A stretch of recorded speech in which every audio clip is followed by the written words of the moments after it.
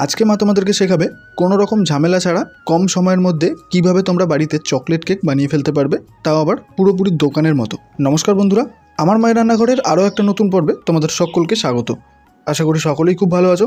তাহলে বন্ধুরা, আমাদের সবথেকে পছন্দের রেসিপিগুলোর তালিকায় কিন্তু এটা একটা, তাও আবার চকলেট কেক। মা এই কেকটা জন্মাষ্টমীতে গোপালের জন্য বানিয়েছিল। আর তোমরা তো জানোই যে জন্মাষ্টমীর দিন কত কাজ থাকে, তার মধ্যে দিয়েও একদম পারফেক্ট দোকানের মতো একটা বড় সাইজের কেক বানিয়ে নেওয়া কিন্তু চাপের বিষয়। তো ভিডিওটা শুরু করার আগে যারা চ্যানেলে নতুন আছো, এখনও চ্যানেলটাকে সাবস্ক্রাইব করোনি, তারা চটপট চ্যানেলটাকে সাবস্ক্রাইব করে বেল বাটনে প্রেস করে রাখো। তো চলো, লেটস গেট স্টার্টেড। তাহলে বন্ধুরা, আজকের এই অসাধারণ চকলেট কেক বানানোর জন্য কি কি উপকরণ লাগছে সেটা এক নজরে দেখে নাও। যেহেতু উপকরণ বলতে সেরকম কিছুই লাগবে না, তাই একবারে দেখিয়ে দিলাম। প্রথমেই নিয়েছি 15 packet happy happy chocolate biscuit, আমল দুধ, চিনি, সাদা তেল, বেকিং পাউডার, বেকিং সোডা। এই উপকরণগুলো দিয়েই খুব সহজে দুর্দান্ত চকলেট কেক পুরোপুরি দোকানের মতো বাড়িতে বানিয়ে ফেলতে পারবে এবং চ্যালেঞ্জ নিয়ে লোককে খাওয়াতে পারবে। এবারে আমাদের প্রথম কাজ হলো বিস্কুটের প্যাকেট ছিঁড়ে প্রত্যেকটা বিস্কুট আমরা একটা পাত্রে নিয়ে নেব।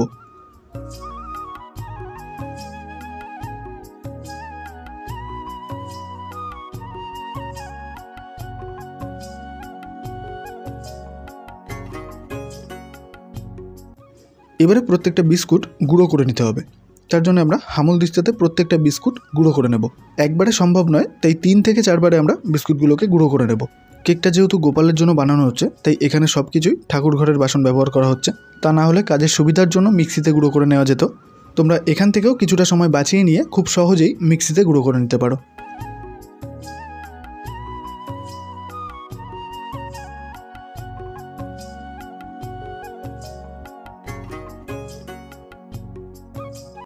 তাহলে বন্ধুরা, দেখতেই পাচ্ছ মা কিন্তু একদম মিহিভাবে বিস্কুটগুলোকে গুঁড়ো করে নিয়েছে। এবারে আমাদের কাজ হলো চিনিটাকে গুঁড়ো করে নেওয়া। এখানে 150 গ্রাম চিনি নিয়েছি। যেহেতু বিস্কুটটাও মিষ্টি, তাই বেশি পরিমাণ চিনি নেওয়ার কোনো দরকার নেই। এবারে চিনিটাকে যতটা পারা যায় মিহি করে গুঁড়ো করে নিতে হবে।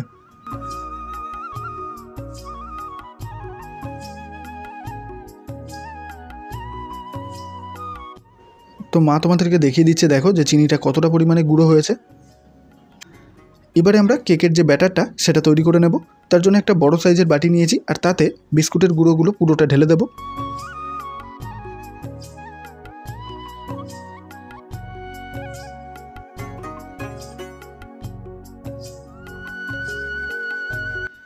এবারে দিয়ে দেব গুঁড়ো করে রাখা চিনি। এবারে চলে এলাম ওভেনে, কড়াই বসানোই আছে। এবারে দিয়ে দেবো ছোটো বাটির 1.5 বাটি জল। মানে আমাদের যে বাটিটা, এটা 250 গ্রামের বাটি, তো আমরা এখানে 300 গ্রাম জল দিলাম। এবারে দিয়ে দেবো আমল দুধ। এখানে 100 গ্রাম আমল দুধ দিলাম। 300 গ্রাম জলে 100 গ্রাম আমল দুধ দিলাম। এবারে দুধটাকে একটু ফুটিয়ে নেব।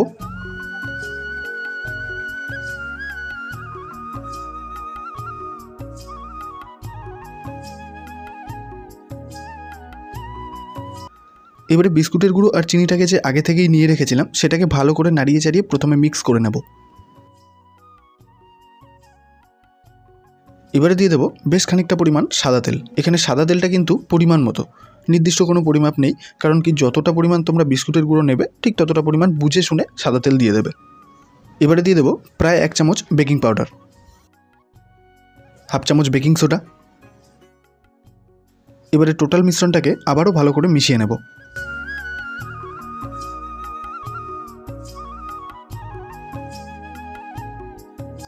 এবারে দেব দুধ।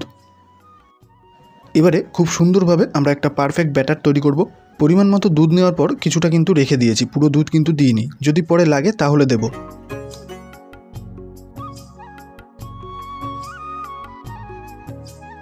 ব্যাটারটা ঠিক এই পর্যায়ে আসার পর আরও সামান্য পরিমাণ দুধের প্রয়োজন, তাই দিয়ে দিলাম। এবারে আবারও ব্যাটারটাকে ফেটিয়ে নেব।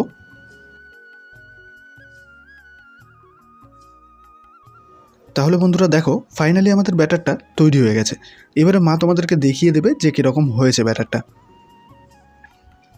তো দেখো, মা যখন ওপর থেকে ব্যাটারটাকে ফেলছে, দেখো স্মুথভাবে পড়ছে নিচে। ব্যাটারটা তৈরি করার সময় এরকমভাবে ঘন ঘন দেখে নিতে হবে। ঠিক এরকমভাবে ওপর থেকে ব্যাটারটা ফেলে ফেলে দেখবে, যখন দেখবে ফুটো হয়ে নিচে ঢুকে যাচ্ছে, তখনই বুঝে নেবে যে এখনও হয়নি, পারফেক্টভাবে এখনও হয়নি। তো এরকমভাবে চেক করে দেখে নেবে, কারণ কি ব্যাটারটাকে সঠিকভাবে গোলানোই কিন্তু মেন, তা না হলে কেকটা কিন্তু পারফেক্ট হবে না। এবারে একটা বড় সাইজের বাটি নিয়েছি। এবারে এটাতে সামান্য পরিমাণ সাদা তেল নিয়ে বেশ ভালো করে মাখিয়ে নেব। এবারে দিয়ে দেবো বাটির সাইজে কেটে রাখা কাগজ। তবে কেক বানানোর জন্য বাজার থেকে আলাদা করে কাগজ কেনার আমার মনে হয় দরকার নেই। খবরের কাগজ নিতে পারো বা বাড়িতে খাতার প্লেন পেজ আছে সেটাকে কেটে নিতে পারো, যেমন আমি নিয়েছি, বা জেরক্স পেপার নিতে পারো। এবারে এর উপরেও সামান্য পরিমাণ তেল দিয়ে আবারও ভালো করে মাখিয়ে নেব। তো যেহেতু এদিককার কাজ আমাদের কমপ্লিট, তো এবারে আস্তে ধীরে ব্যাটারটাকে ঢেলে দেব। এবারে বাটিটাকে ভালো করে ঝাঁকিয়ে টাকিয়ে এদিক ওদিক করে ব্যাটারটাকে সেটিং করে নিতে হবে। এবারে ওভেনে চলে এলাম, কড়াই বসিয়ে দিয়েছি। এবারে কড়াইটাকে খুব সুন্দরভাবে হিট করে নেব। দেখো, আমি অনেকেই দেখেছি কড়াই বালি ব্যবহার করতে, আবার অনেকেই বলে যে কড়াই বালি ব্যবহার করতেই হবে। কড়াইটা যখন খুব ভালোভাবে হিট হয়ে যাবে তখন কেকের বাটিটা বসিয়ে দিতে হবে। এবারে একটা পারফেক্ট পাত্র দিয়ে ঢেকে দেবো, মানে যেটা একদম আটো করে লেগে যাবে এরকম একটা পাত্র দিয়ে ঢেকে দিতে হবে। তো যেটা বলছিলাম, অনেকে কনফিউশনে থাকতে পারো যে কড়াইয়ে বালি দেবো কি দেবো না, আর না দিলে কেক ভালো হবে কি হবে না, এরকম একটা ব্যাপার। আমার মা বালি দিয়ে এখন অবধি কেক করেনি। তো এইভাবে একবার করে দেখো, তারপরে না বলবে যে ভালো হলো না খারাপ হলো। আর আমি শুরুতেই তো বলেছি যে দোকানের মতো কেক হবে, তাহলে বুঝতেই পারছো নিশ্চয়ই।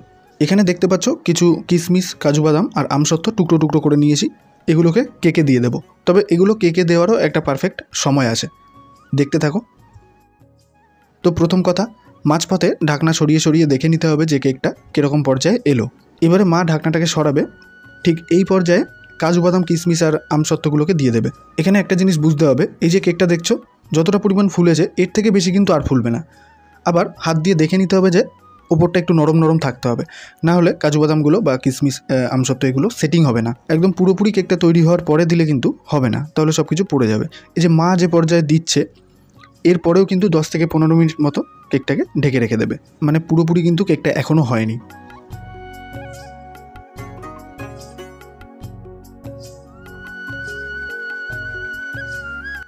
তাহলে বন্ধুরা, এবারে আমরা ঢাকনাটা সরিয়ে নেব। ফাইনালি আমাদের কেকটা তৈরি হয়ে গেছে। তো বন্ধুরা, এই কেকটা তৈরি করতে আমাদের 35 মিনিট মতো টাইম লেগেছে।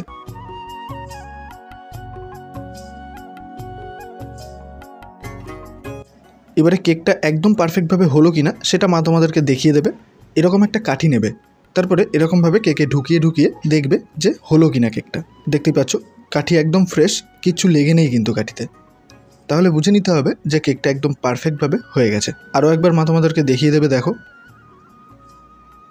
দেখতেই পাচ্ছ কোনো রকম কোনো কিছুই লেগে নেই, একদম প্লেন কাঠিটা। তার মানে কেকটা কিন্তু একদমই পারফেক্টভাবে হয়ে গেছে, বুঝতেই পারছো। এবারে কি করব, একটা চাকুর সাহায্যে কেকের চারিপাশটা আলগা করে নেব। তো চলো, এবারে আমাদের ফাইনাল স্টেপ, মা কেকটাকে উল্টে দেবে, তারপরে দেখব যে কেকটা কীরকম হলো। কোনো টানাটানির কেস নেই, দু একবার বাটিটাকে এরকমভাবে বাজিয়ে নেবে, তারপরে তুলবে, একা একাই উঠে যাবে। এবারে দেখতেই পাচ্ছ। এবারে কাগজটাকে তুলে ফেলবো।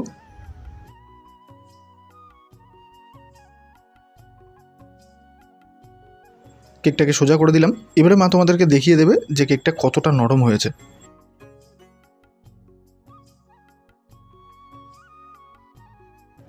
তো বন্ধুরা, শুরুতেই বলেছিলাম জন্মাষ্টমীর কেক গোপালকে দেওয়া হয়েছিল, তাই এক পিস কাটা রয়েছে, সেটা মা কেটেছিল। এবারে আমি তোমাদেরকে কেটে দেখিয়ে দিচ্ছি যে কীরকম হয়েছে।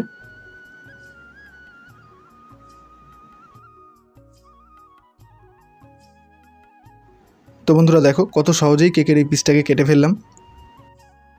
দেখো, আমি তোমাদেরকে দেখিয়ে দিচ্ছি, একদম সফট নরম হয়েছে কেকটা, দেখতেই পাচ্ছ। তাহলে বন্ধুরা, আজই বাড়িতে ঝটপট কেকটা বানিয়ে ফেলো, দেখবে দুর্দান্ত লাগবে খেতে।